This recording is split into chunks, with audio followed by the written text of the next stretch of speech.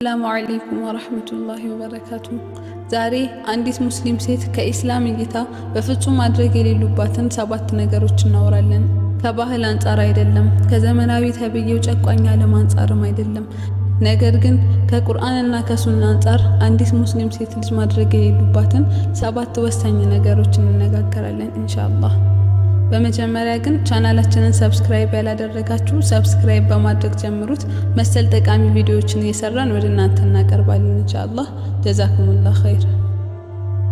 የመጀመሪያው ላ ቱቀሊሊ አበደን ሚን ቂመቲኪ፣ በፍጹም ዋጋሽን ወይም ደረጃሽን አሳንሰሽ አትመልከቺ። እህቴ ኢስላም ለሴት ልጅ እጅግ የላቀን ደረጃ ነው የሰጠው።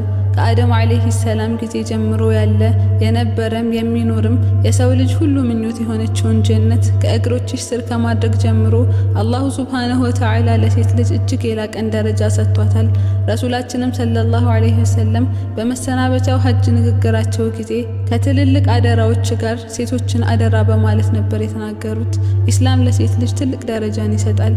ስለዚህም ምንም ይሁን ምን ያለሽበት ሁኔታ ወይም ማህበረሰቡ የሚያሳድርብሽ ተጽዕኖ ተጭኖሽ ለራስሽ ዝቅተኛ ዋጋን እንዳትሰጪ።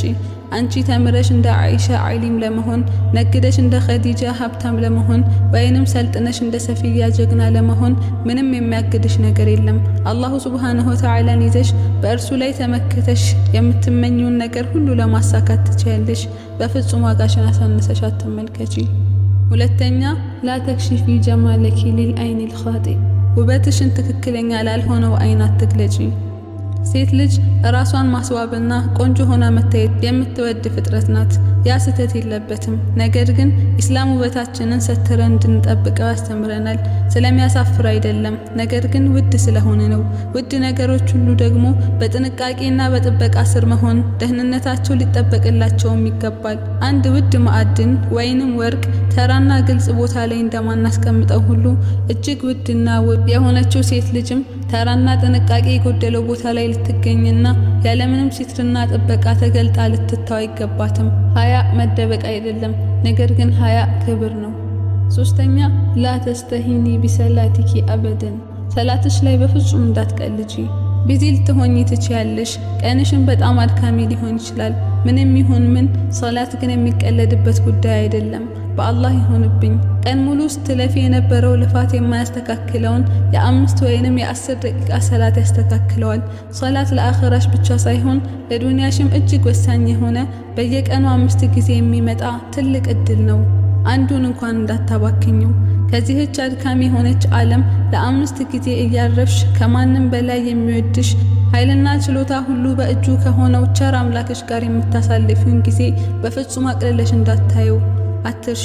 ሰላት ሸክም አይደለም፣ ይልቁንስ ሰላት እድል ነው። አራተኛ ሂማየቱ ነፍሲኪ ሚን ነሚማ፣ ከሐሜት ራስሽን ጠብቂ። በእርግጥ ሴቶች ማውራት እንወዳለን፣ ትክክል ነው። ነገር ግን የሞተች እህታችንን ስጋ በመብላት የምንደሰት አጸያፊዎች አይደለንም። ሐሜት በጣም ትልቅ ወንጀል ነው። ቁርአን ላይ ሳይቀር በስሙ ተጠርቶ ነው የተወገዘው። አላሁ ሱብሓነሁ ወተዓላ በሱረቱል ሁጁራት አንቀጽ 12 ላይ እንዲህ ይላል፣ ወላ የግተብ ባዕዱኩም ባዕዳ አዩሒቡ አሐዱኩም አን የእኩለ ለህመ አኺህ መይተን ፈከሪህቱሙህ ወተቁላህ ኢነላህ ተዋቡር ረሒም። ከፊላችሁም ከፊሉን አይማ፣ አንደኛችሁ የሞተ ወንድሙን ስጋ ሊበላ ይወዳልን? ጠላችሁት፣ አላህ ተውበትን ተቀባይና አዛኝ ነው ይላል። ጌታችን አላሁ ሱብሓነሁ ወተዓላ ይህንን ጉዳይ ስሙን ጠርቶ አስጠንቅቆናል። በሚያስጠላ ምሳሌ አድርጎ ማስረድቶናል። አንቀጹንም አላህን ፍሩ በማለት ደምድሞታል። ስለዚህም እህቴ ይህንን ወራዳ ተግባር በፍጹም አትዳፈሪ። አላህ ሁላችንንም ይጠብቀን፣ አሚን። አምስተኛ ላ ተዳዒ ቀልበኪ ዩቀሪሩ ቀብለል አቅል፣ ልብሽ ከአእምሮሽ ቀድሞ እንዲወስን አትፍቀጂለት። አላሁ ሱብሓነሁ ወተዓላ የታመጸበት ነገር ሁሉ ስቃይን ወደ ህይወት የሚጎትትና መጨረሻውም የሚሰብር ነው የሚሆነው። የሆነ ሰው በቴክስት ስለተቅለሰለሰ ወይንም ውብ ቃላትን ስለደረደረልሽ ብቻ በፍጹም እንዳትታለይ። የእውነት የሚወድሽ በቤተሰቦችሽ በኩል ይምጣ፣ በትዳርም ይውሰድሽ። ከዚያ ውጪ ያለው ሁሉ ግን ተራ ማጃጃያና ወጥመድ ብቻ ነው። ስድስተኛ ላ ተኽጀሊ ሚን ተዕሊሚ ማዕሪፈቱ ዲኒ፣ ዲናዊ እውቀትን ከመማር በጭራሽ አትስነፊ። በጣም ቢዚ ነኝ፣ በጣም ወጣት ነኝ በማለት ዲናዊ እውቀትን ለመማር ጊዜን አታራዝሚ። በዚህ ፈተና ከሁሉም አቅጣጫ በሚነፍስበት ጊዜ ዲናዊ እውቀት እንደ ጋሻ ነው። ማንም ሰው መጥቶ በማወዛገብና በማምታታት አቅልሽ ላይ ሊጫወትበት አይገባም። አንቺ በእውቀት ልትጠነክሪና ልትጸኚ ነው የሚገባው። ትርፍ ሰዓት እስክታገኝም ከጠበቅሽ ከጨዋታው ውጭ ነው የሚያደርግሽ። ስለዚህ በቀን ውስጥ 5 ደቂቃም ቢሆን ሰተሽ አንዲት የቁርአን አንቀጽ ወይንም አንዲት ሐዲስ ወይንም አንዲት አርካንም ቢሆን አውቀሽ ተኚ። ሰባተኛና የመጨረሻው ላ ተድዒ ልሙጅተማዕ ዩሐዲዱ ሐዊየተኪ።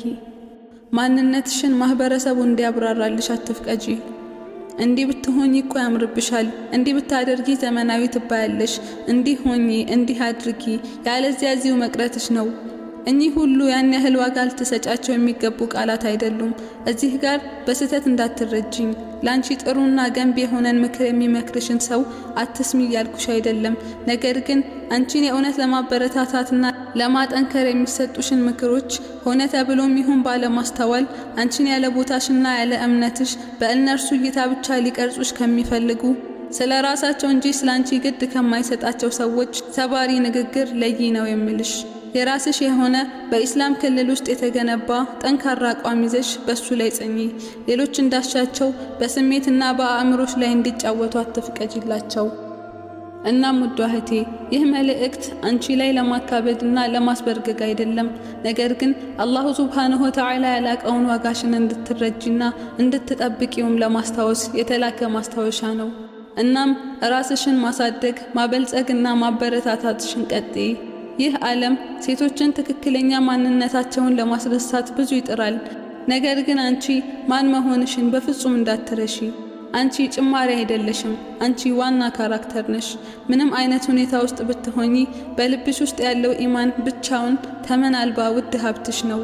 አላህ ያግዝሽ እህት ዓለም። ቻናላችንን ሰብስክራይብ